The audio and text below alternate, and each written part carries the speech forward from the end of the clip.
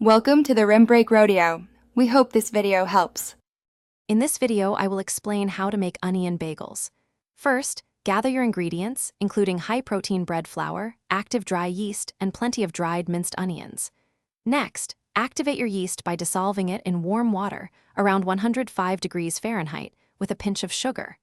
Then, combine your dry ingredients in a large bowl before slowly adding the activated yeast mixture. Mix until a shaggy dough forms, ready for kneading. Now, turn the dough out onto a lightly floured surface and knead it vigorously for 8 to 10 minutes. You'll know it's ready when it's smooth, elastic, and springs back when gently poked. Form the dough into a neat ball, then place it in a lightly oiled bowl, turning once to coat. Cover the bowl and let it rise in a warm, draft-free place for about 1 hour to 1.5 hours, or until it has doubled in size.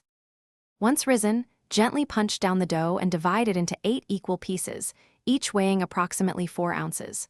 Roll each piece into a smooth ball, then use your thumb to create a hole in the center, stretching it to about 1 inch in diameter. Next, bring a large pot of water to a gentle simmer. Carefully drop the bagels into the simmering water, boiling them for 30 to 60 seconds on each side. This step creates their signature chewy texture. After boiling, place the bagels on a baking sheet lined with parchment paper. Now, it's time for the star of the show.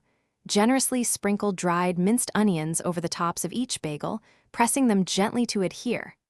Bake your beautiful bagels in a preheated oven at 425 degrees Fahrenheit for 18 to 22 minutes, or until they are golden brown and sound hollow when tapped. Don't forget to check the description for a link to some amazing socks and other great deals. Enjoy your homemade onion bagels. Thanks for watching. Consider subscribing if we helped you.